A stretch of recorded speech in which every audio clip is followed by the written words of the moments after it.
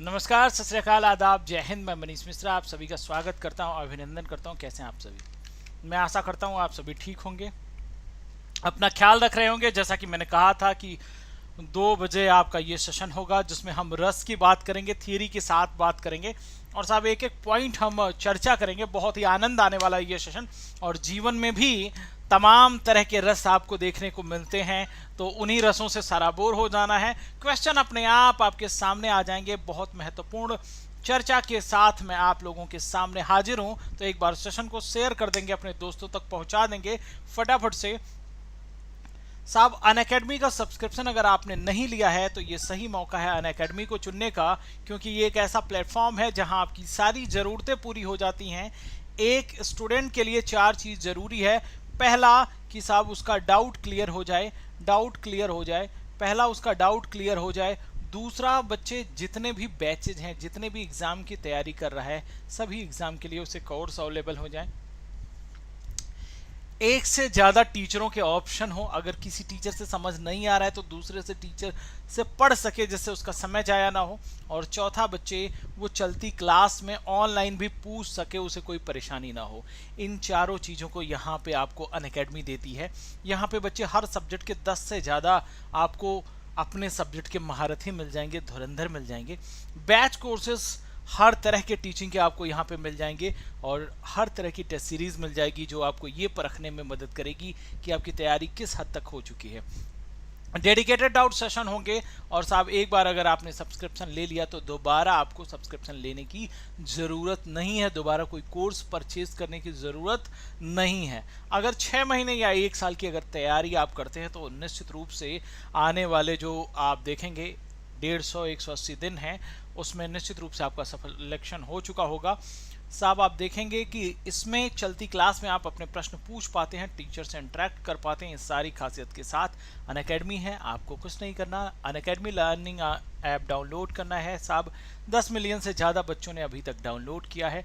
Mobile number, email ID डाल के registered करना है। अपनी कैटेगरी चुनना है, टीचिंग की कैटेगरी आप चुनेंगे और साहब आपको मनीष एम कोड लगा देना है। ऐसा नहीं कि सिर्फ आप पैसे देके पढ़ सकते हैं। मनीष एम कोड लगाने के बाद हर टीचरों की स्पेशल क्लास है, फ्री क्लासेस है, वो भी आप देख सकते हैं, लेकिन वो कंप्लीट नहीं होती, पूरी नहीं होती। इससे अच्छा मैं यही कहूँगा कि मात्र बच्चे 225 रुपये महीने खर्च करके आप अपनी तैयारी को आगे बढ़ाएं और जुड़ जाएं, लग जाएं। ये सही मौका है कुछ कर दिखाने का और मुझे आशा है कि इस बार आप कुछ कर दिखाएंगे। आपके सामने योद्धा बैच आ चुका है धुरंधर टीचरों के साथ। केवीएस आने में समय है, 3-4 महीने लग ही जाते हैं तैयारी में। संकल्प बैच आ चुका है, संग्राम बैच आ चुका है। तीनों से आप जुड़ सकते हैं, अपनी तैयारी कर सकते हैं और फटाफट से बात करेंगे आज रस की। तो एक बार बता देंगे कौन कौन अभी हमारे साथ जुड़ चुका है। एक बार मैं आप लोगों के कमेंट देख लेता हूं। और साहब, एक बात आपसे बड़े दिल के साथ कहना चाहता हूं। देवनीश जी, रजनी जी, नीता जी, पंकज जी, अनुराग जी, गुड आफ्टरनून। चांद, रजनी, एक बात मैं आपसे बहुत क्लियरली कहना चाहता हूं। अगले आधे घंटे थोड़ा पढ़ाई कर लीजिए, थोड़ी थियरी पढ़ लीजिए। लाइफ टाइम अनुराग पढ़ने की जरूरत नहीं होगी। सबसे पहले समझो कि रस अगर समझना है ना तो कुछ महत्वपूर्ण बिंदु हैं जिन्हें जानना बहुत ज्यादा जरूरी है। उन बिंदुओं में आता है कि रस किसे कहते हैं। साहब, रस नाम की ये चिड़िया होती क्या है? रस सबसे पहले किसने बात की थी? ये रस कहां से आया? क्या अचानक कोई रस प्रकट हो गया? तो नहीं साहब, अचानक कुछ नहीं होता इस धरती पर।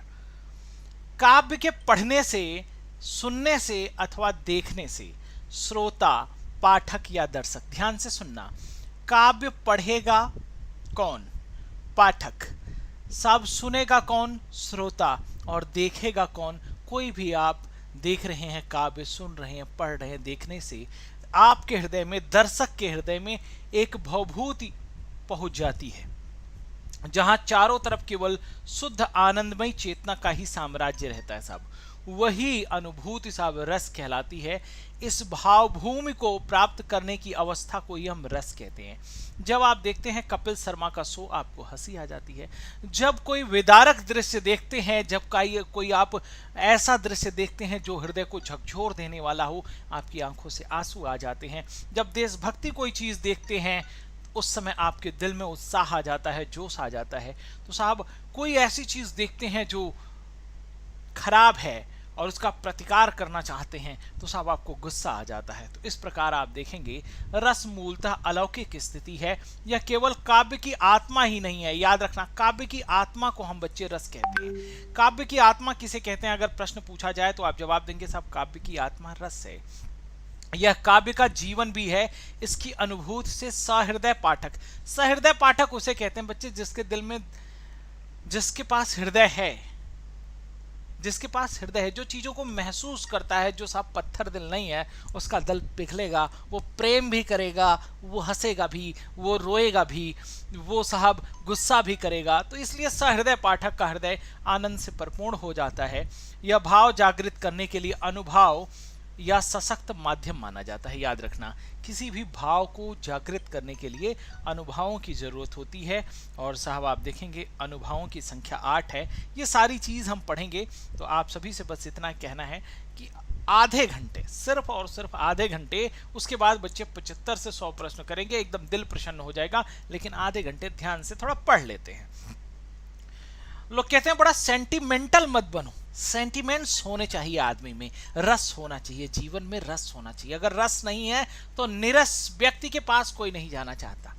तो साहब साहित्य को पढ़ने, सुनने, नाटक आदि को देखने से जो आनंद की अनुभूति होती है उसे ही हम रस कहते हैं। ऐसा नहीं कि हमेशा आनंद की अनुभूति होती है। जीवन में कई प्रकार के रस हैं, कभी दुख मिलेगा, कभी सुख मिलेगा, कभी प्यार होगा, कभी वियोग होगा, कभी नायक नायिका पास होंगे तो कभी साहब हंसी आ जाएगी, कभी गुस्सा आ जाएगा, कभी युद्ध की तरफ आप बढ़ जाएंगे, कभी आप डर जाएंगे, कभी आपको घृणा हो जाएगी चीजों से। तो ये सब जीवन के रस हैं, इनका आनंद लेना होता है। तो यहाँ कहते हैं जब साहित्य को पढ़ के, सुनकर, नाटक आदि को देख के आनंद की अनुभूति होती है साहब उसे रस कहते हैं। रस का शाब्दिक अर्थ अगर कभी भी पूछे तो आप कहेंगे रस का मतलब ही आनंद होता है। तो आप भी एक बार आनंद की छांव में चले जाएं, ये भी एक बार आप भी आनंद की छांव में चले जाएं। बहुत ही आनंददायक ये चैप्टर होगा। काव्य को पढ़ने सुनने से जिस आनंद की अनुभूति होती है साहब उसे रस कहते हैं। जिस प्रकार से आप देखते हैं भोजन रस के बिना निरस है, औषधि रस के बिना निष्प्राण है, उसी प्रकार से साहित्य रस के बिना निरानंद है।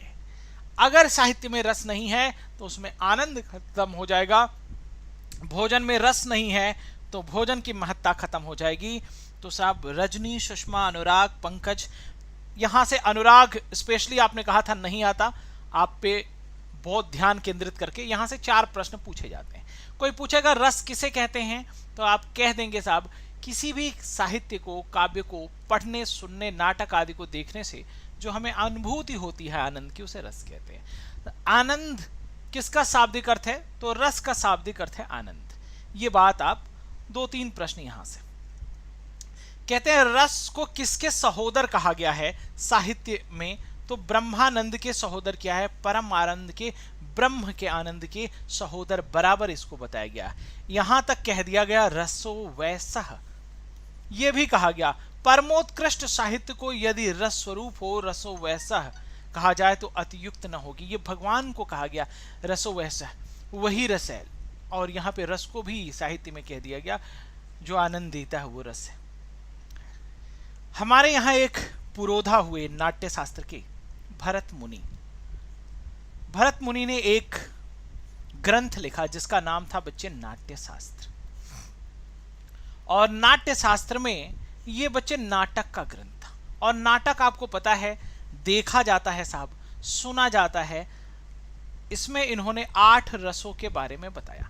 इसमें शांति का कोई भाव नहीं होता, इसलिए इसमें शांत रस का वर्णन नहीं किया गया था। शांत रस का साहब वर्णन नहीं किया गया था। ये बहुत ही इंपॉर्टेंट स्लाइड होगी, पेज होगा आपके लिए। मैंने कहा आधे घंटे साहब पढ़ना पड़ेगा आपको। अब याद रखना, विभावानुभाव व्यभिचारी संयोगाद रस निष्पत्ति, ये लाइन कही गई नाट्य शास्त्र से, ये सूत्र निकाला गया। नाट्य शास्त्र का ये सूत्र है बच्चे, नाट्य शास्त्र से ये सूत्र निकाला गया और यही जाके सूत्र बनता है। लिखा है विभावानुभाव, विभाव, अनुभाव, अनुभाव, और बच्चे व्यभिचारी जिसे हम संचारी भाव कहते हैं, व्यभिचारी भाव, इन तीनों के संयोग से जिसकी उत्पत्ति होती है उसे हम रस कहते हैं। कहा गया विभाव अनुभाव व्यभिचारी भाव के संयोग से रस की उत्पत्ति होती है। काव्य के पढ़ने सुनने या अभिनय देखने पर जो विभाव आदि के संयोग से उत्पन्न होने वाला है आनंद, उसे ही साहब हम रस कहते हैं। जो देख करके भाव भंगिमाएं, जो सुन करके आप आनंद प्राप्त कर रहे हैं, उसे ही आनंद कहते हैं। तो याद रखना, पहली सदी में एक मुनि हुए, पहली सदी में एक मुनि हुए भरत मुनि, जिन्होंने एक किताब लिखी नाट्यशास्त्र। नाटक पर यह किताब थी। 8 रसों का वर्णन था। शांत रस का इसमें वर्णन नहीं मिलता है। शांत रस के प्रवर्तक किसे कहे जाते हैं? तो बच्चे आप देखेंगे उद्भट को बच्चे शांत रस का प्रवर्तक कहते हैं। ये चीज याद रखना। और इसे बाद में 9वां रस माना गया।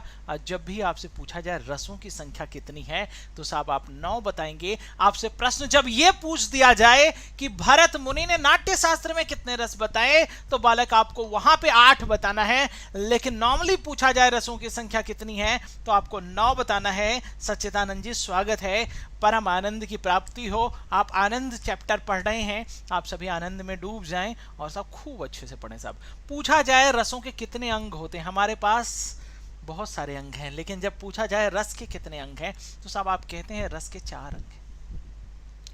विभाव अनुभाव व्यभिचारी भाव, इसी व्यभिचारी भाव को बच्चे संचारी भाव कहते हैं। इनके आप देखेंगे इन सभी के बाद जिसकी उत्पत्ति होती है, जो स्थायी रूप में परिणित हो जाता है। आप देखेंगे स्थायी रूप में परिणित हो जाता है, रूप में परिणित हो जाता है, परिणित हो जाता है, जिसकी परिणित हो जाती है वही स्थायी भाव रस के रूप में निकल के सामने आ जाता है आपके सामने। तो अंग पूछा जाए तो 4 बताएंगे। अब एक एक बात, एक एक पॉइंट आपको बता रहा हूं भैया, एकदम क्लियर कर लेना। आज के बाद ये मत कहना कि सब रस समझ में ना नहीं आया। एक बात बड़े ध्यान से देखना। पहला अंग है विभाव, दूसरा अनुभव, तीसरा व्यभिचारी भाव, चौथा सब स्थायी भाव। इतनी बात क्लियर हो गई। आपसे पूछा जाए कि विभाव कितने तरीके का होता है, नोट कर लेना। संख्या के रूप में 2 बताएंगे। अनुभव कितने तरीके का होगा साहब, 4 बताएंगे। लेकिन अगर पूछेगा सात्विक अनुभव कितने तरीके का होगा, तो बच्चे आप 8 बताएंगे। याद रखिएगा। जब आपसे पूछे संचारी भाव कितना होगा, साहब आप 33 बताएंगे। जब आपसे पूछा जाए स्थायी भाव कितना होगा, तो जितने रस होते हैं 9 रस हैं बच्चे, 9 रस हैं, तो 9 स्थायी भाव हो जाएंगे, 9 स्थायी भाव हो जाएंगे। तो संख्या भी एक बार देखते चलेंगे। और आनंद आ रहा है कि नहीं, नोट जरूर करते चलें। एक एक पॉइंट बताऊंगा। मैंने कहा ये आधे घंटे आपके लिए, लेकिन अभी तक आपने सेशन को शेयर नहीं किया। अपने सारे दोस्तों को जो भूले भटके अभी तक प्रकट नहीं हुए हैं, उनको भी कर्तव्य मार्ग पर ले आए, वो भी कर्तव्य मार्ग पे डट जाएं। अब बात करने जा रहे हैं साहब विभाव की। जो व्यक्ति पदार्थ ब्रह्म बाह्य विकार अन्य व्यक्ति के हृदय में भावोद्रक करता है, उन कारणों को हम विभाव कहते हैं। मतलब साहब जो परिस्थितियां आपको मजबूर करती हैं किसी के प्रति सोचने के लिए, साहब वो विभाव होता है। व्यक्ति हो, पदार्थ हो, बाह्य विकार हो, हृदय में किसी के भाव उत्पन्न कर रही हैं, उन्हें उद्गार कर रही हैं भावों का, साहब उन कारणों को हम विभाव कहते हैं। दूसरे शब्दों में ये कह सकते हैं साहब, जो व्यक्ति परिस्थिति या आप वस्तु स्थायी भावों को उद्दीप्त या जागृत करती हैं, उन्हें विभाव कहते हैं। विश्वनाथ जी ने साहित्य दर्पण में कहा, रत्युतोधका लोके विभावा काव्य नाट्ययोः। इन्होंने कहा जो समाज में रति आदि भावों का उद्बोधन करते हैं उन्हें विभाव कहते हैं, लेकिन ये सर्वथा सही नहीं था। विभाव 2 प्रकार के होते हैं। अब मैं आपको 3-4 एग्जाम्पल दूंगा, आपको एकदम क्लियर समझ में आ जाएगा साहब कि विभाव 2 प्रकार के। पहला होता है साहब आलंबन, दूसरा होता है उद्दीपन। लेकिन पहले मैं आपको बताऊंगा कि साहब उद्दीपन आपको पहले समझना है, आलंबन बाद में समझना है साहब। पहले उद्दीपन, बाद में आलंबन। जिन वस्तुओं परिस्थितियों को देख करके स्थायी भाव उद्दीप्त होने लगता है, उद्दीपन विभाव कहते हैं। सरल अर्थों में अगर बात करें तो जो भाव आपको उद्दीप्त कर देते हैं साहब, आपको जगा देते हैं, आपके मन में सोए हुए विचारों को जगा देते हैं साहब, उसे कहते हैं उद्दीपन। विभावास्ते रसमुद्दीप्यन्ते, ये मतलब आश्रय के मन में भावों को उद्दीप्त करने के लिए जो विषय बाह्य चेष्टाओं अथवा बाह्य वातावरण को उद्दीप्त कर दे, मतलब कि ऐसी परिस्थिति जो आपको सोचने के लिए मजबूर कर दे। तो एक एग्जाम्पल आपके सामने पेश किया गया है। शकुंतला को देखकर दुष्यंत के मन में आकर्षण आ जाता है साहब, रति भाव आ जाता है, प्रेम आ जाता है।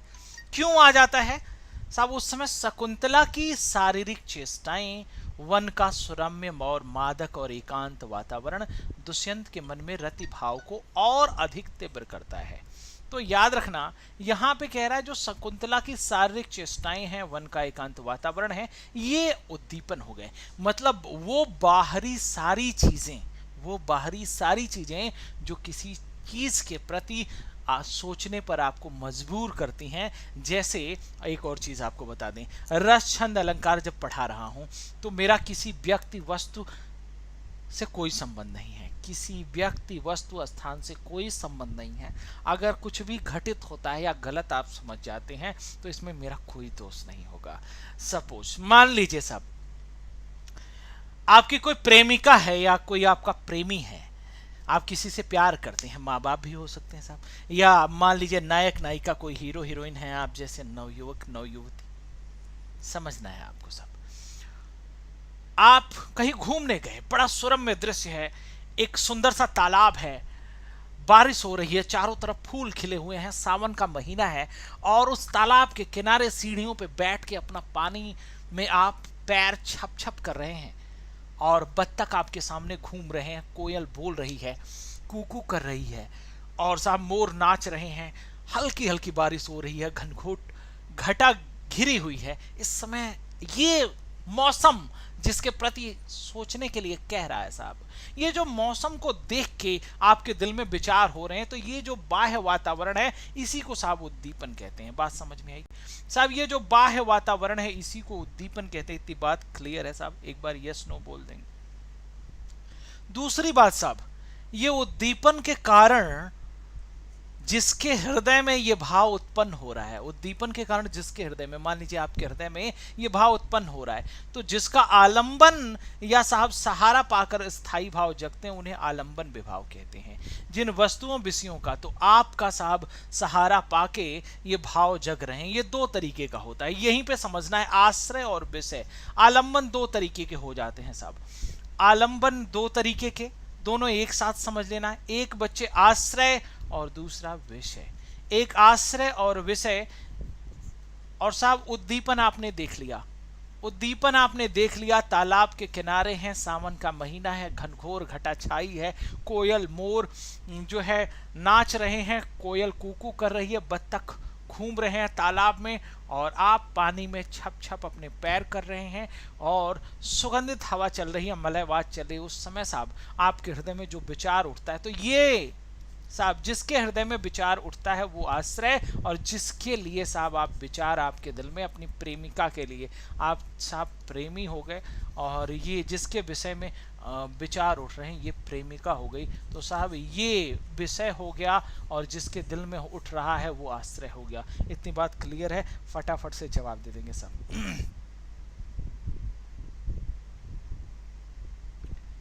जल्दी आप जवाब दे देंगे, इतनी बात क्लियर है? फटाफट से हाँ या ना? अनुराग जी, इतनी बात क्लियर है? मतलब जो भी बाहरी चीजें आपको कुछ भी सोचने पे मजबूर करती हैं साहब, अच्छा बुरा भला, मान लीजिए आप शिमला की वादियों में हैं और घूम रहे हैं, चारों तरफ बर्फ पड़ी हुई है, शाम का सूरज ढल रहा है, सूरज की किरणें बर्फ पर पड़ रही हैं, सुनहली धूप निकली हुई है, उस समय आपके दिल में जो विचार उत्पन्न होता है साहब, उस समय आपके दिल में जो विचार उत्पन्न हो रहा है कैसा होगा?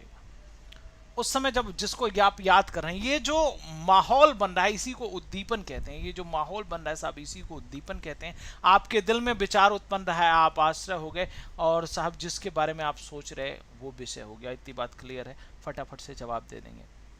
यहाँ पे एक उदाहरण दिया गया है, श्री राम के मन में सीता के प्रति रति भाव जगता है तो राम आश्रय होंगे और सीता विषय होंगे।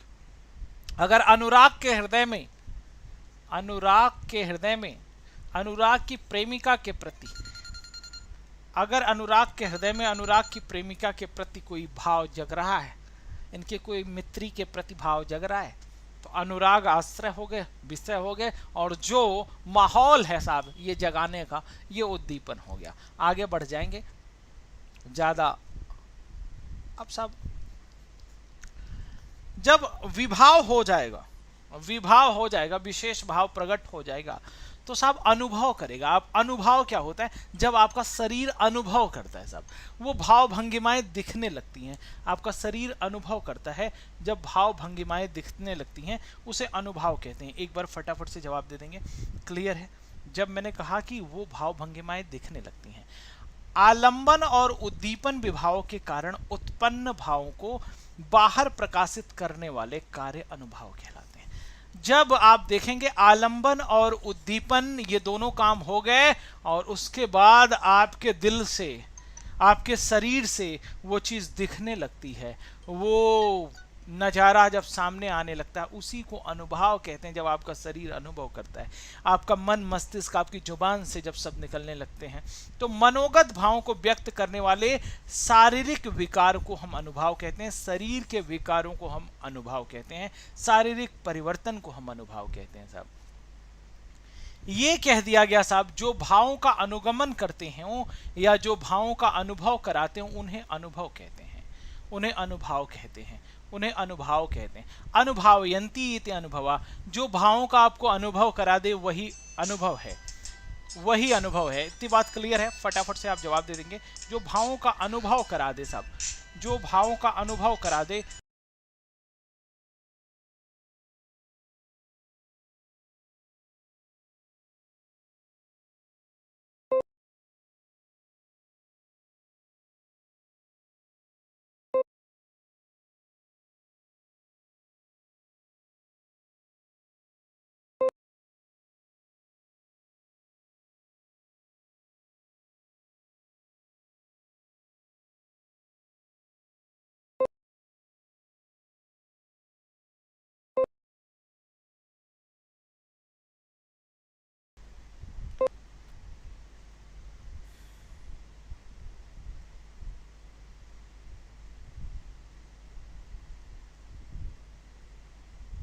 एक बार जवाब दे देंगे। इतनी बातें क्लियर हैं?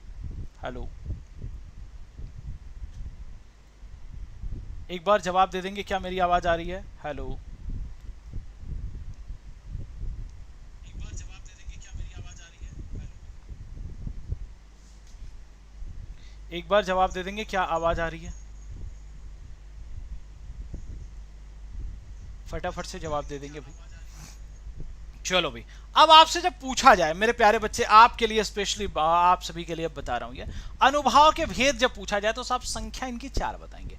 कायिक, सात्विक, मानसिक, आहार्य। लेकिन जो ये सात्विक है ये 8 प्रकार का होता है, ये आपको याद रखना है। और मूलतः आप ये कहते हैं सात्विक हम अनुभव को ही अनुभव मानते हैं, ये पॉइंट आपको याद रखना है। कायिक क्या हुआ? शरीर से आप कटाक्ष करते हैं, किसी से हस्त संचालन करते हैं, चेहरा इधर उधर घुमाते हैं, आंखें घुमाते हैं, ये सब कायिक बातें हो गई। सब सात्विक अनुभव, शारीरिक के स्वाभाविक अंग विकार को सात्विक अनुभव कहते हैं। आपको स्वेद आ गया, पसीना आ गया, कंपन आ गया, अंधेरा छा गया आपके सामने साहब, आप डर गए, ठीक है, आप बोल नहीं पा रहे हैं, हकला रहे हैं, तो ये सारे सात्विक अनुभव में आ गए। मानसिक आप देखेंगे, आंतरिक वृत्तियों, प्रमोद आदि भाव को मानसिक अनुभव कहते हैं। आहार्य आप देखेंगे, बनावटी वेश रचना को आहार्य अनुभव कहते हैं। आगे बढ़ जाएंगे सब, ये प्लीज नोट कर लेंगे सब। ये आपके सामने 8 अनुभव हैं, नोट कर लेंगे फटाफट से, ये इस बात को आप नोट कर लेंगे। 8 अनुभव हैं। पहला सब स्तंभ है, दूसरा स्वेद है, तीसरा स्वरभंग है, कंपन है, रोमांच है, विवरणता है, अश्रु है, प्रलय है। याद रखिएगा।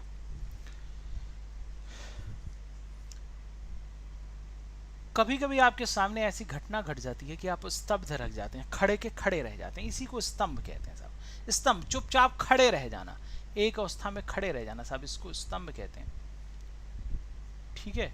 और दूसरा पसीना आ जाना, इसको स्वेद कहते हैं साहब, पसीना आ जाना, स्वेटिंग। स्वरभंग आप देखेंगे, अगर आप कुछ बोल रहे हैं अचानक आप रुक जाते हैं, बोलते बोलते शांत हो जाते हैं, उसे स्वरभंग कहते हैं। आपका शरीर कांपने लगता है, कंपन कहलाता है। रोमांच आप देखते हैं सर, कभी ये जीते कभी ये जीते, ऐसी परिस्थिति बन जाती है, वो रोमांचक स्थिति हो जाती है। जब रंगहीनता हो जाती है, विवरणता आपकी आंखों के सामने से आ जाती है। कभी कभी ऐसा अनुभव होता है कि किसी दृश्य को देख के आप के सामने अश्रु आ जाते हैं, आंसू आ जाते हैं। और साहब अभी आपने कोरोना रूपी महामारी में प्रलय देखी है, जब संज्ञाहीनता हो जाती है, निश्चेष्टता, आप कुछ ना कर सकें, इस प्रकार से ये आप देखेंगे। चलो, तो ये सात्विक अनुभाव की 8 संख्या है। अब बात करते हैं व्यभिचारी या संचारी भाव की। तो साहब जो मन में आपके संचरण कर जाए, हल्का सा हवा के झोंके की तरह आपको आए और छू के चला जाए, और साहब बाकी काम अपने आप हो जाएगा। तो मन में संचरण करने वाले, आने जाने वाले भावों को हम संचारी व्यभिचारी भाव कहते हैं। आश्रय के चित्त में, हृदय में उत्पन्न होने वाले अस्थिर मनोविकारों को सब हम संचारी भाव कहते हैं। संचारी भाव स्थायी भाव के सहायक हैं, जो अनुकूल परिस्थितियों में घटते बढ़ते रहते हैं। आप जवाब दे देंगे। आचार्य भरत ने इन भावों के वर्गीकरण के 4 सिद्धांत माने हैं: देश, काल और अवस्था, उत्तम, मध्यम और अधम लोग, आश्रय की प्रकृति और उत्तेजना के कारण, स्त्री पुरुष के अपने अपने स्वभाव के अनुसार भी ऐसा हो सकता है। जब भी आपसे पूछा जाए तो इनकी संख्या 33 होती है। निर्वेद, शंका, आलस्य, ये स्त्रियों या नीच पुरुषों के संचारी भाव हैं। गर्व आत्मगत संचारी भाव है। अमरस परगत संचारी भाव है। आवेग, त्रास, कालानुसार संचारी भाव है। तो ये अलग अलग संचारी भाव होते हैं। गर्व, श्रृंगार रस का जो है संचारी भाव हो जाएगा। टोटल अगर संचारी भावों की संख्या कही जाए तो आप देखेंगे 33 होती है। 3 कहानियों से इससे कर सकते हैं। जल्दी से आप जवाब दे देंगे। अनुराग पढ़ने में मन लगाएगा। एक बात आपको बताते हैं। एक गुरु ने, बुद्ध जी थे, उन्होंने अपने शिष्यों को बताया था कि भैया स्त्री को छूना, स्त्री के शरीर को छूना पाप है, नहीं छूना चाहिए। अचानक बौद्ध के भिक्षु जा रहे थे, 2 भिक्षु थे, और एक महिला नदी में डूब रही थी। एक बौद्ध भिक्षु ने कूदकर उसे बचाया। उससे पहले उन्होंने आपस में मंत्रणा की कि ये तो पाप हो जाएगा, हम महिला के शरीर को छुएंगे। तो दूसरे बौद्ध भिक्षु ने कहा कि जान बचाने से अगर किसी का पाप हो जाता है तो ये पाप लेने को भी मैं तैयार हूं। तो साहब यही बात है। आज मैं कहता हूं कि अगर मेरे समझाने से समझ में आ जाता है, तरीका कोई भी हो, तो ये पाप लेने के लिए भी मैं तैयार हूं। तो बाद में जब वो अपने गुरु के पास जाते हैं तो रास्ते भर वो यही सोचता जाता है कि आज तो इसने स्त्री को छू दिया, इसका धर्म भ्रष्ट हो गया। बुद्ध समझाते हैं कि उसने तो उस समय के लिए छुआ, मैंने तो एक समय के लिए कहा, और आप रास्ते भर वही करते जा रहे हैं, रास्ते भर यही बोलते जा रहे हैं। अनुराग को तो मैंने एक बार कहा, लेकिन आप 10 बार महसूस करने की कोशिश कर रहे हैं, तो उससे ज़्यादा देर तक आप ढो रहे हैं साहब। तो परेशानी आपको है। तो बातों को समझें आप ज्ञान से। हर्ष, विषाद, त्रास, लज्जा, ग्लानि, चिंता, शंका, असूया, दूसरे के प्रति असहिष्णुता, असूया होती है। अमरस विरोधी का अगर आप कार्य नहीं कर पा रहे हैं, उससे दुख हो रहा है सब। मोह, गर्व, उत्सुकता, उग्रता, चपलता, दीनता, जड़ता, आवेग, निर्वेद, धृति, मति, विबोध, वितर्क, भ्रम, निद्रा, आलस्य, उन्माद, अवहितता, अपस्मार, व्याधि, मरण, ये सब आप देखेंगे 33 अनुभाव हैं। आगे बढ़ जाएंगे श्रीमान जल्दी से। स्थायी भावों की बात करते हैं। रस के मूलभूत कारण को हम स्थायी भाव कहते हैं, जिसके कारण से रस का जन्म हो जाता है, रस के रूप में परिणित हो जाता है, उसे हम कहते हैं रस। और पंडित जगन्नाथ जी ने रस गंगाधर नामक अपनी किताब में कहा, सजाति विजाति यरति संस्कृति मूर्तिमान यावदृशम वर्तमान स्थायी भाव उदाहृत। जिस भाव का स्वरूप सजाति और विजाति भावों से तिरस्कृत न हो सके, जब तक रस का आस्वादन हो, तब तक जो वर्तमान रहे वह स्थायी भाव है। समझना, ये कहने की क्या कोशिश कर रहे हैं। मान लीजिए आप कोई हास्य का दृश्य देख रहे हैं, हास्य की मूवी देख रहे हैं, तो आपको जब तक आप देख रहे हैं हास्य भरा माहौल आपको बना हुआ है, तभी वो स्थायी भाव कहलाएगा। अगर कोई दुख भरी कहानी देख रहे हैं, लास्ट तक आपको दुख पता चल रहा है, तो वो दुख भरी कहानी कहलाएगा, तो वो स्थायी भाव के रूप में परिणित हुआ। मन के बेकार भाव हैं, और भरत मुनि ने नाट्य शास्त्र नामक अपनी किताब में भावों की संख्या 49 बताई थी। कैसे 49 बताई थी? 33 इन्होंने बताया संचारी भाव, इन्होंने 8 सात्विक बताए अनुभाव, और बच्चे 8 अस्थाई भाव बताए, और इस प्रकार से इन्होंने 49 भावों की बात की। भरत मुनि के अनुसार आप देखेंगे, भरत मुनि के अनुसार स्थाई भाव सिर्फ क्या थे साहब? 8 थे। ये आपको 8 मिलेंगे, ये 8 मिलेंगे, ये भरत मुनि के अनुसार ये 8 थे। लेकिन बाद में आप देखेंगे सम और निर्वेद, जो शांत रस है बच्चे, शांत रस के अंतर्गत आता है। और मैंने कहा कि उद्भट ने जिसकी रचना की, उद्भट नामक व्यक्ति ने, उद्भट नामक ऋषि ने ये रस दिया। और वात्सल्य रस आप सभी जानते होंगे, विश्वनाथ जी ने दिया, जिन्होंने कहा वाक्यम रसात्मक काव्यम। विश्वनाथ जी ने ये बात कही, विश्वनाथ जी ने ये रस दिया, विश्वनाथ जी ने ये रस दिया। और भगवत विषयक प्रेम जिसे आप कहते हैं, भगवत विषयक प्रेम जिसे आप कहते हैं, भगवत विषयक प्रेम जिसे आप कहते हैं श्रीमान, भगवान के प्रति प्रेम जिसे आप कहते हैं, वो भगवान के प्रति प्रेम दिया था आप रंग रूप गोस्वामी ने, रूप गोस्वामी। तो रंग रूप आप याद रखिएगा, रूप गोस्वामी याद हो जाएंगे, रूप गोस्वामी आपको याद हो जाएंगे, रूप गोस्वामी जी ने ये दिया था। तो ये तीनों भी आपको याद रखना है कि 8 रस भरत मुनि ने दिए, और उद्भट ने दिया था शांत रस, विश्वनाथ जी ने वात्सल्य दिया, और भक्ति रस इन्होंने दे दिया। इतनी बात क्लियर है? तो जवाब दे देंगे फटाफट। भरत मुनि ने सम या निर्वेद बात करें, शांत रस को 9वां रस माना। बाद में आचार्यों ने भक्ति और वात्सल्य को भी स्थायी भाव माना, लेकिन इस भक्ति और वात्सल्य का जो स्थायी भाव है, ये भी रति था, जो श्रृंगार के अंतर्गत मान लिया गया, श्रृंगार रस के अंतर्गत मान लिया गया। इसीलिए टोटल 9 की संख्या आप देखेंगे, इन 5 आधारों पर 9 ही स्थायी भाव हो सकते हैं। और वो 5 आधार क्या थे? तो एक बार सेशन को आप लोग शेयर नहीं कर रहे हैं, इतने कम विद्यार्थी, पढ़ाने का क्या फायदा?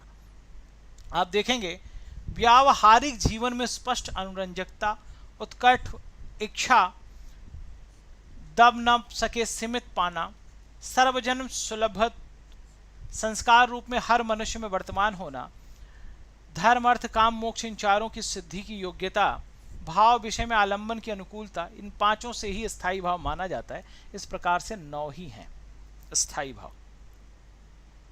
अब रस के प्रकार आप देखेंगे, जब भी आपसे पूछा जाए रस के कितने प्रकार हैं, आपका यही जवाब होगा 9 रस। जब से आपसे पूछा जाए भरत मुनि ने रस कितने बताए, तो आपका जवाब होगा साहब 8 रस। क्लियर है? ये बात आपको बताना है। श्रृंगार, हास्य, करुण, विभत्स, अद्भुत। आचार्य जगन्नाथ ने 9 रस माने, शांत माना, और विश्वनाथ जी ने वात्सल्य को 10वां रस माना, और रूप गोस्वामी, प्लीज प्लीज प्लीज ये नोट कर लीजिएगा, जो बच्चे 10वां रस है, ये 10वां रस वात्सल्य रस विश्वनाथ जी ने, रूप गोस्वामी ने मधुर नामक रस 11वें रस की बात की, जिसे हम कहते हैं भक्ति रस। ये मधुर नामक रस 11वें रस जो है रूप गोस्वामी ने, और इन दोनों को मिला करके हम पढ़ते हैं रति विषयक प्रेम श्रृंगार रस में। आगे बढ़ जाते हैं। इस प्रकार से आप देखेंगे श्रृंगार रस का स्थायी भाव होता है रति, प्रेम होता है। हास्य रस का बच्चे हास होता है, करुण रस का शोक होता है, रौद्र रस का क्रोध होता है, और बच्चे वीर रस का उत्साह होता है, भयानक रस का भय होता है, विभत्स रस का जुगुप्सा होता है, जुगुप्सा होता है, और अद्भुत रस का बच्चे आश्चर्य होता है। अद्भुत रस का आप देखेंगे आश्चर्य होता है, विस्मय होता है। शांत रस का सम होता है, निर्वेद होता है, शम होता है, निर्वेद होता है, निर्वेद। और वात्सल्य रस का वत्सल होता है। वत्सल प्रेम या रति, और भक्ति रस का भक्ति विषयक रस, भक्ति विषयक रति या प्रेम। तो इस प्रकार आप देखेंगे ये आपके स्थाई भाव हो गए, स्थाई भाव हो गए, और साहब ये आपके रस हो गए। लेकिन हम रस कितने मानते हैं? सिर्फ और सिर्फ बच्चे ये 9 रसों की हम बात करते हैं। ये श्रृंगार रस के अंतर्गत ही आ जाता है, और श्रृंगार को हम बच्चे रसराज कहते हैं, रसों का राजा कहते हैं। इतनी बात क्लियर हो गई, फटाफट से आप जवाब दे देंगे। एक बार सेशन को शेयर जरूर कर दें, शानदार सेशन है। हाँ, मैंने कहा था जब तक थियरी पढ़ाई जा रही है, हो सकता है आप कहें तो थोड़ा तेज थियरी पढ़ा दें। श्रृंगार रस, श्रृंगार रस किसे कहते हैं? तो आप देखेंगे आचार्य भोजराज ने, कभी ये प्रश्न आ जाए किसने रसराज माना था, श्रृंगार रस को रसराज माना किसने? तो आचार्य भोजराज ने इसे रसराज माना था। ये बात भी आप जान लेंगे। श्रृंगार रस का आधार स्त्री पुरुष हैं, नायक नायिका हैं, प्रेमी प्रेमिका है, और इन दोनों के प्रति पारस्परिक आकर्षण है, जिसे काव्य शास्त्र में रति स्थायी भाव कहते हैं। जब विभाव अनुभाव संचारी भाव के संयोग से रति आस्वाद्य हो जाता है तो उसे श्रृंगार रस कहते हैं। श्रृंगार रस में सुखद और दुखद दोनों प्रकार की अनुभूतियां होती हैं। इसके आधार पर ये 2 प्रकार का हो जाता है। जब मिलन होता है, आनंद की अनुभूति होती है साहब, तो संयोग श्रृंगार, और जब वियोग हो जाता है, अलग हो जाते हैं, विप्रलंब हो जाता है, उसे वियोग श्रृंगार कहते हैं। सिंपल सी बात है, जब नायक नायिका के संयोग से या मिलन का वर्णन होगा तो वहां पे संयोग श्रृंगार हो जाएगा। जब प्रेमी प्रेमिका मिल रहे होंगे, उनकी ऐसी बातें कहीं दिखाई जा रही हैं, संयोग श्रृंगार हो जाएगा। आगे बढ़ जाते हैं। वियोग या विप्रलंब इसे कहते हैं, जब नायक नायिका दूर हो जाते हैं। जहां पे वियोग में नायक नायिका के प्रेम का वर्णन हो, नायक नायिका दूर हो, एक दूसरे को याद करके साहब प्रेम जता रहे हो, वहां पे विप्रलंब या वियोग श्रृंगार हो जाता है। कहो राम वियोग तब सीता, मोह कह सकल भये विपरीता, नूतन किसलय मनः कृशानु, काल निशासम निश शशिभानु, कुवलय विपिन कुंत बन सरिसा, वारिद तपत तेल जन जरसा, कहो ते कछु दुख घटी जोई, काहि कहो यह जान न कोई। तो आप देखेंगे तुलसीदास ने, बाबा तुलसी ने इतना प्यारा लिखा। भगवान राम के वियोग में सीता जी हैं, और ये कहती हैं कि मोह कह सकल भय, सभी हमारे विपरीत हो गए हैं। तो यहाँ पे कहते हैं सीता का प्रेम, आप देखेंगे राम का सीता के प्रति जो प्रेम भाव है, वह रति स्थायी भाव, राम आश्रय, सीता आलंबन, प्राकृतिक दृश्य, उद्दीपन विभाव, कम पुलक अश्रु, ये अनुभाव हैं। विषाद ग्लानि चिंता दीनता, ये संचारी भाव हैं। इन्हीं के कारण ये रस के रूप में परिवर्तित हो रहा है। आगे बढ़ जाएंगे सब। हास्य रस, अगर किसी की वेशभूषा खराब है, विकृत है, उसके कारण अगर आनंद आ रहा है तो हास्य रस। चेष्टा वाणी, अगर किसी की आवाज सुन के या कटाक्ष सुन के हंस दे रहे हैं, कोई विनोदजन्य बातें सुन के हंस दे रहे हैं, तो वह हास्य रस हो जाएगा। आप देखेंगे नारद जी बंदर का रूप धारण करके जाते हैं, उन्हें देख के लोग हंसते रहते हैं। ये बातें हैं। जेहि दिस बैठे नारद फूली, सो दिस तेहि न बिलोक भूली, पुनि पुनि मुनि उख सही अकुलाई, देख दशा हरिगन मुस्काही। तो आप देखेंगे नारद जी की ये दशा देख के सभी लोग मुस्कुराने लगते हैं सब। यहाँ पे वानर रूप में आलंबन है, नारद जी आश्रय दर्शक हैं, श्रोता उद्दीपन है। नारद की आंगिक चेष्टाएं, उकसाना, अकुलाना, बार बार स्थान बदलना अनुभाव है, जिसके कारण हंसी का पात्र वो बन रहे हैं, रस स्थायी भाव है। करुण रस की बात कर लेते हैं। दुख या शोक की संवेदना बड़ी गहरी और तीव्र होती है, आपने अनुभव किया होगा। विस्तृत कर मनुष्य के भोग भाव और धना भाव की ओर प्रेरित करती है। करुणा से हमदर्दी, आत्मीयता और प्रेम उत्पन्न होता है, जिससे व्यक्ति परोपकार की ओर उन्मुख हो जाता है। ये क्यों उत्पन्न होता है? अगर किसी वस्तु की हानि हो गई है और अनिष्ट वस्तु का लाभ हो गया है, तो आप देखेंगे प्रिय का चिर वियोग हो गया। आपका कोई प्रिय या प्रिया छोड़कर दुनिया चली गई, चिर वियोग हो गया, अर्थ हानि हो गई, धन पैसा लुट गया, तो वहां पे आप देखेंगे स्थायी भाव के रूप में करुण रस आ जाता है। शोक विकल सब रोव हिरानी, सील रूप सील बल तेज बखानी, करहि विलाप अनेक प्रकारा, परहीं भूमि तल बारही बारा। राजा दशरथ की मृत्यु पे तीनों रानियां रोने लगती हैं, सभी शोक विकल व्याकुल होकर रोने लगती हैं, रूपशील और बल तेज बखान करके याद करके रोने लगती हैं और बार बार ऐसे विलाप करती हैं, धरती पे गिर जाती हैं बेहोश होके। तो करोड़ रस है साहब। आलम्बन दशरथ और साहब आश्रय, रानियों के हृदय में ये आश्रय। और राजा दशरथ रूप तेज बल उद्दीपन और रोना अनुभव है, ये उनके शरीर से दिख रहा है साहब। और ये मोह स्मृति कंप उद्वेग ये संचारी भाव है। वीर रस की बात करते हैं, अगर कभी युद्ध हो या किसी कठिन कार्य के लिए हृदय में निहित कोई उत्साह जागृत हो जाए, प्रभावपूर्ण हो जाए, तो उसे वीर रस कहा जाता है। या यूं कह दें, जब विभाव अनुभाव संचारी भाव परिपुष्ट होकर आस्वाद्य हो जाए, तब वीर रस का उत्पन्न होना। अर्जुन दूर चले जाते हैं, एक योजना के तहत उन्हें दूर कर दिया जाता है युद्ध भूमि से। उस समय सारे पांडव अर्जुन को छोड़ के दुखी हैं कि भैया अब कौन तोड़ेगा ये चक्रव्यूह रचना। उस समय एक 16 साल का क्षत्रिय बालक आता है, कहता है कि मैं तोड़ूंगा चक्रव्यूह रचना, तोड़ना मैं जानता हूं, बाहर निकलना नहीं जानता। उस समय वो जो बालक अभिमन्यु नाम का आता है, दुनिया आज भी उसकी गाथा गाती है। वो कहता है अपने सारथी से, कहता है मैं सत्य कहता हूं सखे, सुकुवार मत जानो मुझे, यमराज से भी युद्ध में प्रस्तुत सदा जानो मुझे।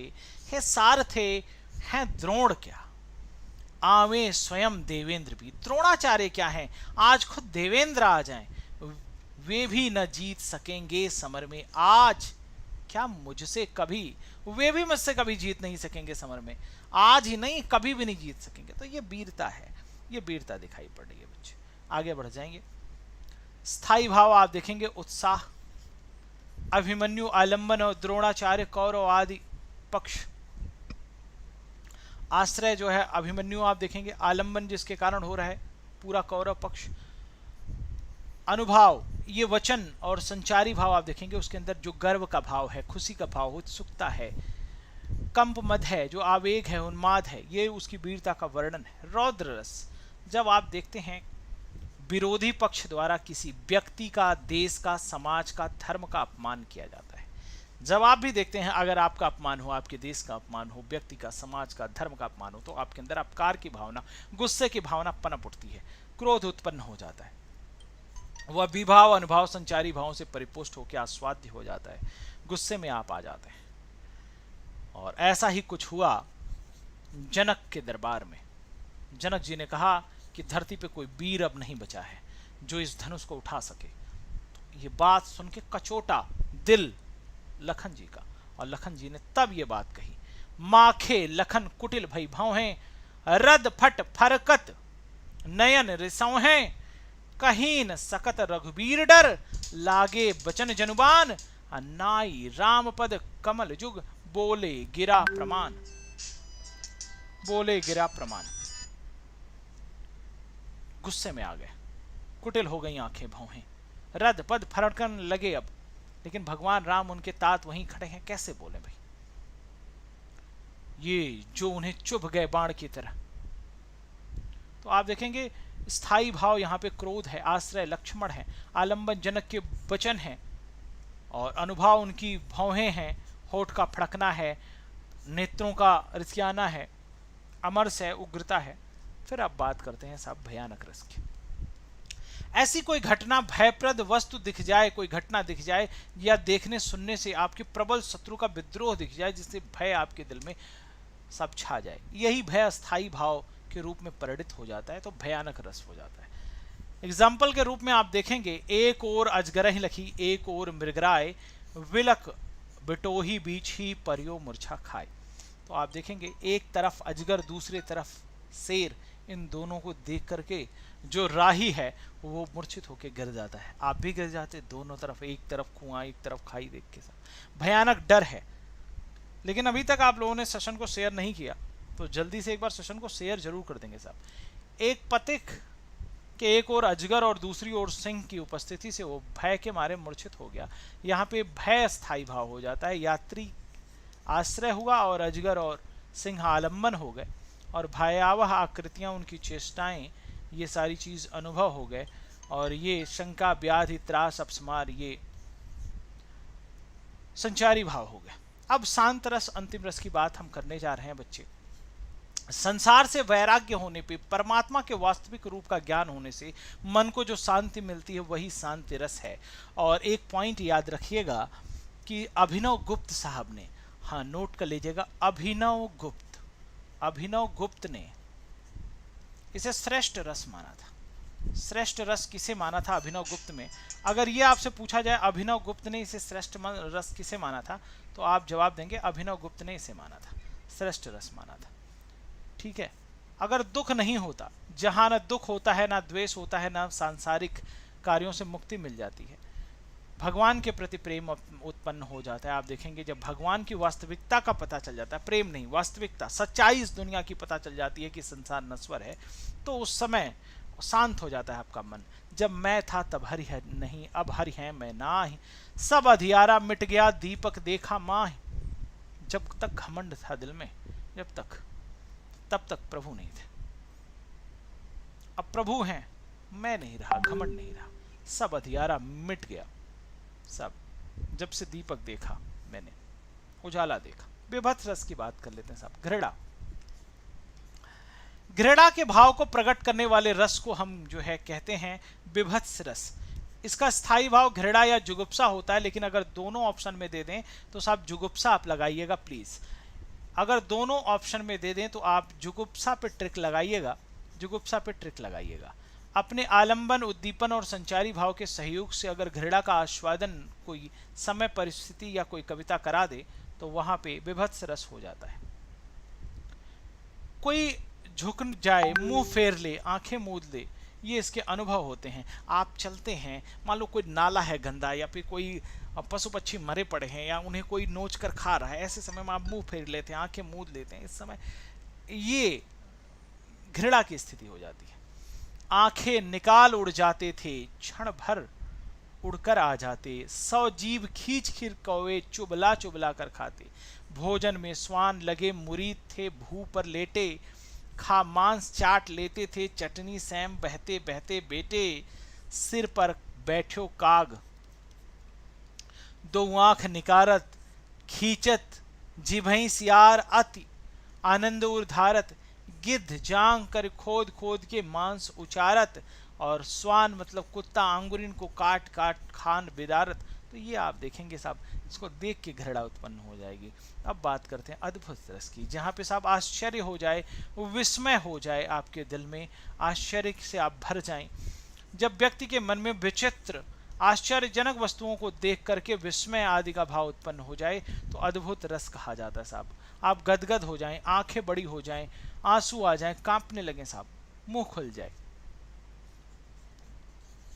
देख यशोदा शिशु के मुख में, शिशु मतलब भगवान कृष्ण कन्हैया के मुख में, सकल विश्व की माया, क्षण भर को वह बनी अचेतन, हिल न सकी कोमल काया।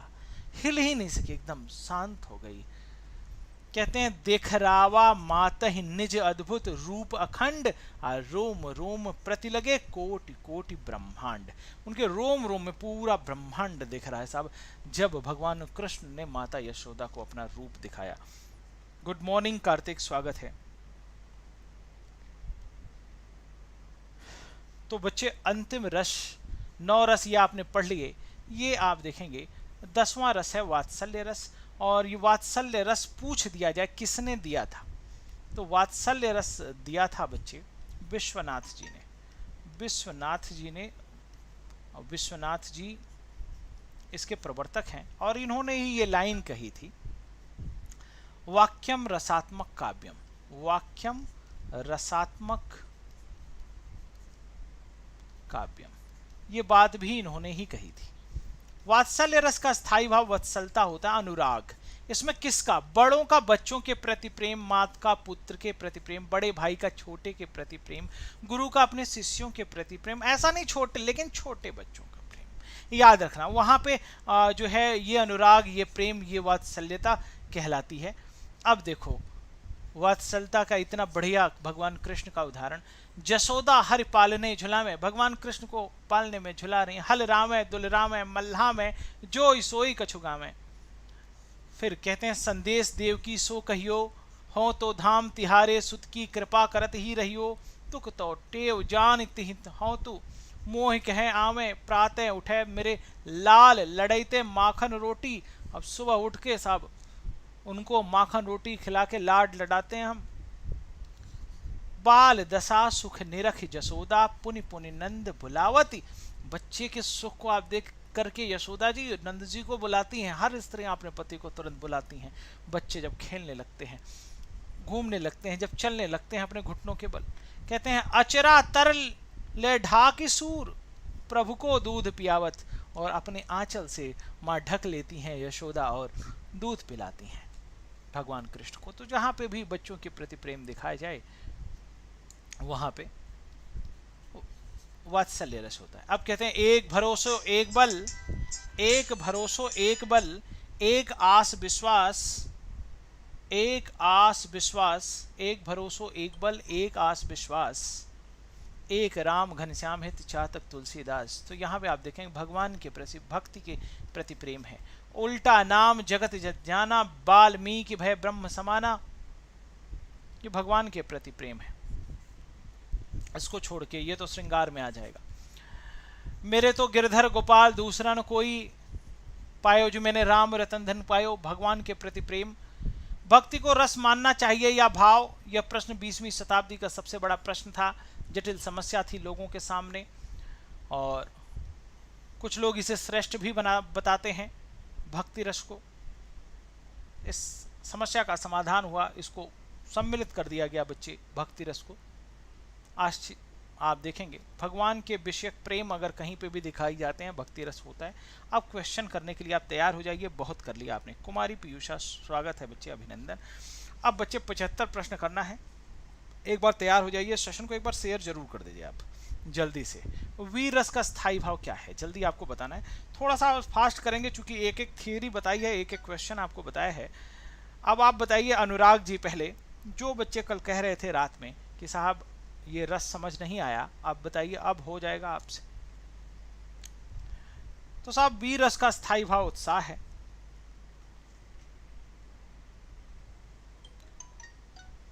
वीरों का कैसा हो बसंत, सुभद्रा कुमारी चौहान ने लिखा। वीरों की बात होगी तो किस रस की बात होगी? वीर रस की, श्रृंगार रस की, अद्भुत रस की, विभत्स रस की। जब बच्चे घृणा की बात होती है, जब आश्चर्य की बात होती है, जब प्रेम की बात होती है तो श्रृंगार रस होता है, आश्चर्य होता है, अद्भुत रस होता है, घृणा होती है, विभत्स रस होता है। लेकिन जहाँ पे प्रेम होता है बच्चे, वहाँ पे श्रृंगार रस हो जाता है। और वीर रस में एक ही चीज आती है बच्चे, वो है उत्साह। उत्साह और वीर रस हो जाता है।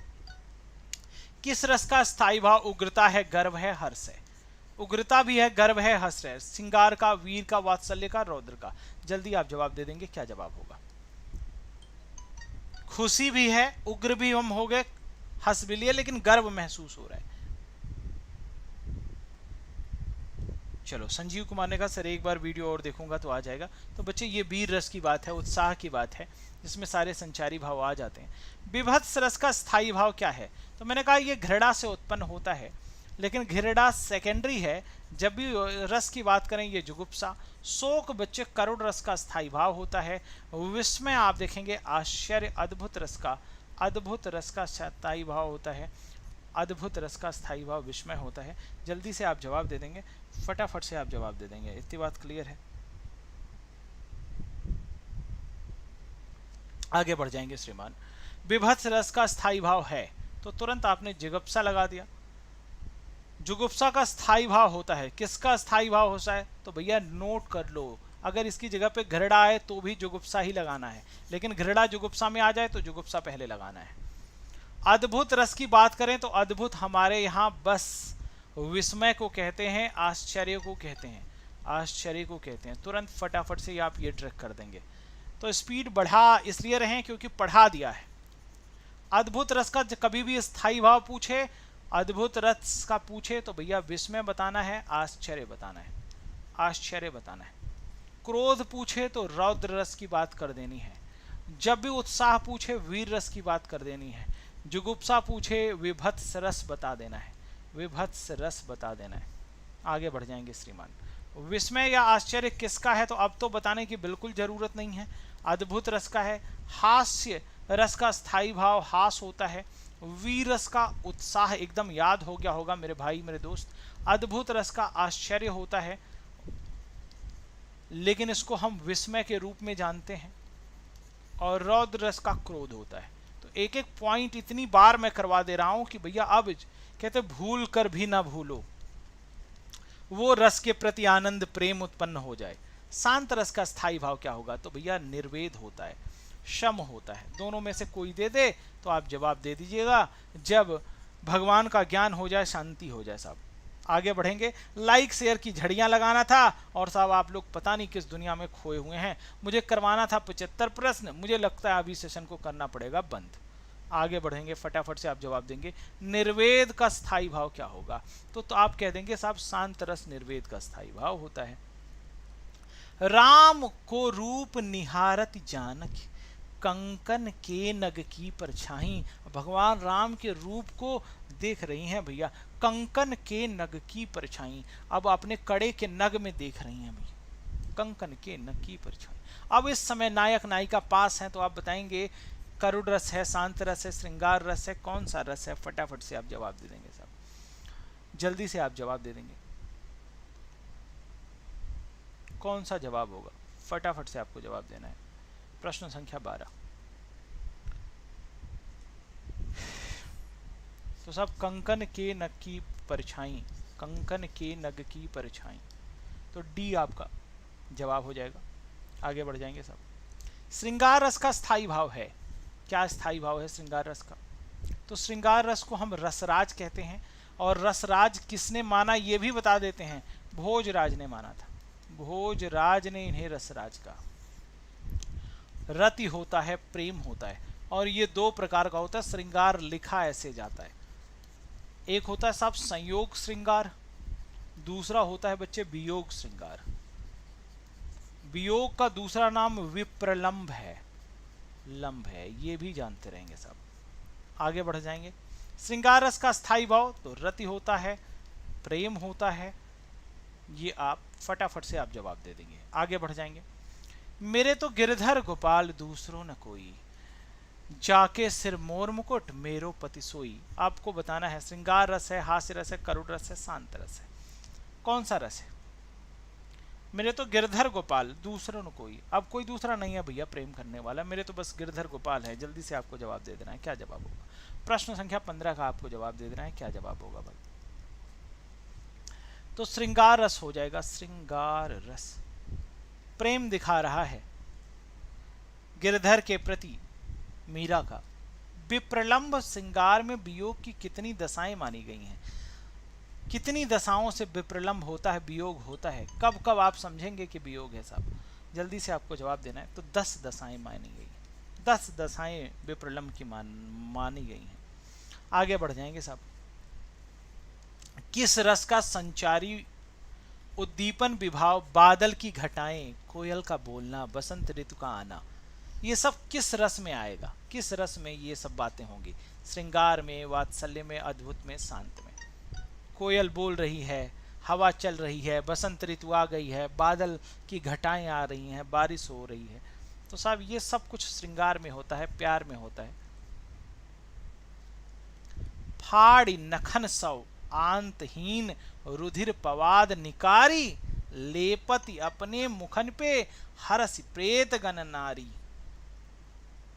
तो आप देखेंगे फाड़ कर अपने नखों से 100 आंतहीन, उस 100 से आंतहीन करके रुधिर पवार निकाल करके, तो ये आप देख करके ये कैसा लग रहा है आपको, ये कैसा लग रहा है साहब, घृणा आ रही है कि नहीं, तो साहब जुगुप्सा घृणा हो गया, विभत्स रस हो गया। बिंध्य के वासी उदासी तपोव्रत धारी, महाबिनु नारी दुखारी। अच्छा, ये गीत कहा गया जब जनक के दरबार में ये गए, तो उन्होंने कहा गया कि वे बिंध्य के वासी उदासी तपोव्रत धारी, महाबिन नारी दुखारी। तो ये गीत गाया गया। तो ये गीत कब गाया गया, श्रृंगार रस, करुण रस, हास्य रस, वीर रस। बिंध के वासी उदासी तपोव्रत धारी, महाबिनु नारी दुखारी। जल्दी आप जवाब दे देंगे, क्या जवाब? तो ये हास्य रस है। जन वहां पे मिथिला की महिलाएं कहती हैं, मिथिला की महिलाएं कहती हैं कि ये तो तपोव्रत धारी थे और साहब आए थे, क्या है अब नारी के बिना ये दुख भोग रहे हैं। आधा पात बबूल का तामे तनिक पिसान, लाला जी करने लगे छठे क्षमा से दान। छठे क्षमा से दान। आधा पात बबूल का तामे तनिक पिसान और लाला जी करने लगे। तो ये देख के आपको हंसी आ जाएगी साहब, ये देख के आपको क्या हो जाएगा साहब, हंसी आ जाएगी। तुरंत आप जवाब दे देंगे साहब। जो तुम्हार अनुशासन पावं, कंदुक इव ब्रह्मांड उठावं, कांचो घट डारो फोरी, रोको मेरु मुलक जम तोरी। और इस समय आप देखेंगे इतना गुस्सा, इतना साहब गुस्सा, इतना रौद्र रस। जो तुम्हारा अनुशासन पाऊं, हितात अगर आपका अनुशासन में पा जाऊं तो कंदुक गेंद की तरह इस ब्रह्मांड को उठा लूं। तो सब इस समय गुस्से में ये बात करें, और आप भी गुस्से में होते हैं तो बहुत कुछ करना चाहते हैं। आगे बढ़ जाते हैं सब। राग है कि रूप है कि रस है कि जस है कि तन है कि मन है कि न प्राण है कि प्यारी है। तो आप बताएंगे इन पंक्तियों में कौन सा रस? न प्राण है कि प्यारी है। जल्दी आप जवाब देंगे, क्या जवाब होगा?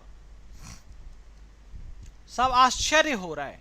राग है कि रूप है कि रस है कि जस है कि तन है कि मन है। तो यहां पे आप देखेंगे अद्भुत हो गया, अद्भुत नजारा देखने को मिल रहा है, पता ही नहीं चल रहा है क्या। समरस थे जड़ या चेतन, सुंदर साकार बना था, चेतनता एक विलसती अखंड, आनंद अखंड घना था। अब आपको जवाब देना है, क्या जवाब होगा सब? जब मन एकदम शांत हो जाए, चेतनता एक विलसती आनंद घना था, सुंदर साकार बना था, समरस थे। जब जड़ चेतन समरस हो जाएं, कोई भी चीज आप पर प्रभाव न डाल सके, आपको ज्ञान हो जाए इस दुनिया का, इस नश्वरता का, भगवान का ज्ञान हो जाए। 19 का सी क्यों नहीं होगा? 19 क्या है यार?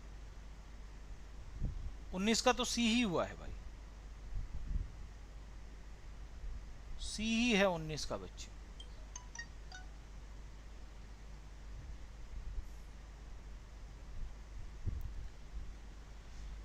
दुख ही जीवन की कथा रही, क्या कहूं आज जो नहीं कही।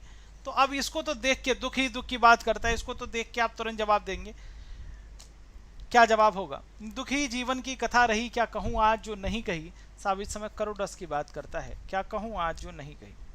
आगे बढ़ जाएंगे श्रीमान। ये आप बताएंगे कैसी घटना? अभी तो मुकुट बधा था माथ, अभी तो सेहरा सजा था साहब।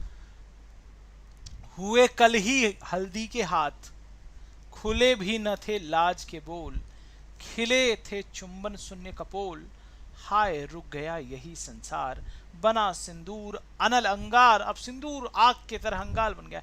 वातहत ललिका वह सुकुमार, पड़ी है छिन्ना धार। अब इस समय आप देखेंगे शांत रस है, वियोग है, करुण है, वियोग श्रृंगार है। जल्दी आप जवाब देंगे, क्या जवाब होगा साहब?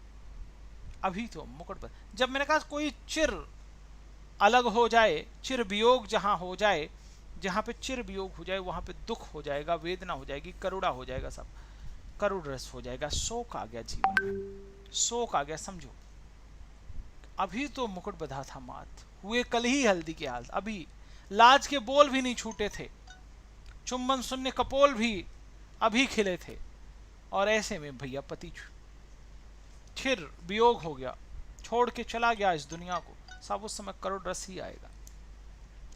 मन की उत्तप्त वेदना मन ही मन में बहती थी, चुप रहकर अंतर मन में कुछ मौन व्यथा कहती थी। दुर्गम पथ पर चलने का वह संबल छूट गया था, अविचल अविकल वह प्राणी भीतर से टूट गया था। तो जब आप टूट जाते हैं, हार जाते हैं, आपके दिल में दुख होता है, वेदना होती है, उत्कंठा होती है, व्यथा होती है तो आप देखेंगे वहाँ पे भी साहब करुण रस हो जाता है। जब आप दुख की बात करते हैं करुण रस आ जाता है, शोक आपके मन में उत्पन्न हो जाता है। एक और अजगर ही लखई, एक और मृगराय, विकल बटोही बीच ही परियो मूर्छा खाए। आप जवाब दे देंगे, क्या जवाब होगा? तो साहब यहाँ पे भयानक रस हो गया, एक तरफ अजगर और दूसरी तरफ शेर, दोनों को देख के अपने आप मूर्छित हो गया। सोहत कर नवनीत लिए, घुटुरन चलत रेणु तन मंडित, मुख दधिलेप किए। भगवान कृष्ण की बार बार जब लीला दिखाई जाती है, आपको दिखाया जाता है माखन मिश्री के साथ उनकी फोटो, हाथ पे पूरा दधी लपेटे हुए हैं, लेप किए हुए हैं और सब घुटनों के बल चल रहे हैं। ऐसा जो है उनका हाथ देखते ही बनता है साहब, इसमें क्या है? तो आप देखेंगे जब भी बच्चों का प्यार दिखाया जाता है आपके साथ, तो वहां वात्सल्य रस आप लगा देते हैं। मेरी भव बाधा हरो, ना राधा नागरी सोई, जातन की झाई पर श्याम हरित दुति होई। सब जिसकी झाई पड़ने से श्याम हरित हो जाता है, तो राधा की तरह हमारी भी भव बाधा दूर कर दो भैया। 29वां जवाब क्या होगा? तो ये भगवान के प्रति प्रेम दिखा रहा है, भगवान के प्रति, हे भगवान उनकी तरह हमारी भी भव बाधा दूर करो। रसराज किसे कहते हैं साहब? श्रृंगार रस को कहते हैं। ये बात किसने कही थी? ये कभी पूछा जाए तो भोजराज नाम बता देंगे आप, भोजराज बता देंगे साहब। आगे बढ़ जाएंगे। किस रस का स्थायी भाव उग्रता गर्भ हर्ष है? तो याद रखना वीर रस का स्थायी भाव है। जवाब देते चलेंगे थोड़ा सा जल्दी। कहता है नील परिधान बीच सुकुवार, खिल रहा मृदुल अधखुला अंग, खिला हो ज्यों बिजली का मेघ, मेघ में बीच गुलाबी रंग। नील परिधान बीच सुकुमार, खिल रहा मृदुल अधखुला अंग, खिला हो ज्यों बिजली का फूल, मेघवन बीच गुलाबी रंग। अब जब किसी की भी सुंदरता का वर्णन आप करते हैं नीले वस्त्र में, ऐसे सुकुमार दिख रहा है जैसे अधखुला अंग ऐसे दिख रहा है, ऐसा कोमल अंग दिख रहा है जैसे बिजली का फूल खिला हो, मेघ में गुलाबी रंग, नीले मेघ में गुलाबी रंग। तो कौन सा गुण है? तो ये बच्चे माधुर्य है, ओज नहीं है। ये प्रेम की बात करता है, माधुर्य की बात करता है, श्रृंगार की बात करता है, तो वहां पे माधुर्य गुण हो जाता है। शोभित कर नवनीत लिए, घुटुरन चलन। तो ये अभी हमने कह दिया कि भैया ये वात्सल्य रस होगा, बच्चों के प्रति प्रेम दिखाया जाएगा। फटाफट से आप जवाब दे देंगे। श्रृंगार रस का स्थायी भाव क्या है? तो जब भी रसों के स्थायी भाव की बात करते हैं, श्रृंगार को रसराज कहते हैं, रत इसका स्थायी भाव है। हास्य रस का बच्चे हास्य रस का हास स्थायी भाव है। करुण रस का शोक स्थायी भाव है। और बच्चे निर्वेद जो है शांत रस का स्थायी भाव है, शांत रस का निर्वेद स्थायी भाव है। तो ये बात आपको पता होनी चाहिए। वीर रस का स्थायी भाव तुरंत आप कह देंगे उत्साह है। रत या प्रेम किसका है भाई? तो श्रृंगार का है। हास्य, हास्य रस का।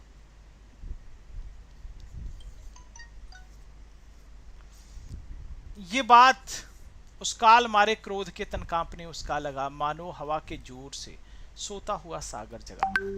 जब गुस्से में लाल हो जाते हैं अर्जुन, अपने पुत्र के मृत्यु के बाद जयद्रथ वध के लिए प्रतिज्ञा करते हैं, उस काल मारे क्रोध के तन कांपने लगा। जब आप भी क्रोध में होते हैं, आपने महसूस किया होगा शरीर कांपने लगता है, नथुने बड़े हो जाते हैं, आंखें लाल हो जाती हैं। तो साहब ये बातें होती हैं। मन पछतई हैं अवसर बीते।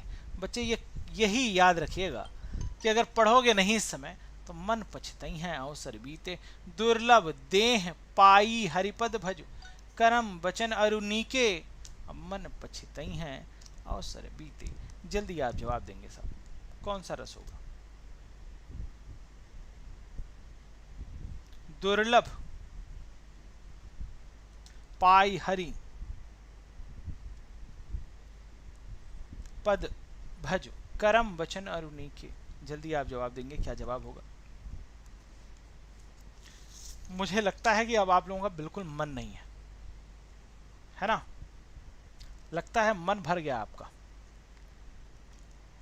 इतने सारे क्वेश्चन थे हमारे पास, लेकिन आप करना ही नहीं चाहते साहब, आप करना ही नहीं चाहते। तो फिर मिलेंगे किसी दूसरे दिन आज रात को 10 बजे छंद लेके आप सभी के सामने। आज के लिए जय हिंद, नमस्कार। सेशन अच्छा लगा हो, मेहनत आपको नज़र आती हो, आपने कुछ सीखा हो, तो निश्चित रूप से लाइक शेयर कर देंगे, बेल आइकन दबा देंगे, चैनल को सब्सक्राइब कर लेंगे ऐसी वीडियो पाने के लिए। मनी से हम कोड लगाएंगे। आज के लिए जय हिंद, नमस्कार।